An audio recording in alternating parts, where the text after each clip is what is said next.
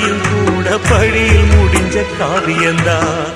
இருப்பதும் இறப்பதும் அந்த இயற்கையோட கையில, இருப்பதும் இறப்பதும் அந்த இயற்கையோட கையில. நான் மறைஞ்ச பின்னும் நிலைப்பது என் உயிர் எழுதும் கதையில. சந்திரனே சூரியனே நட்சத்திர நாயகனே, சந்திரனே சூரியனே நட்சத்திர நாயகனே.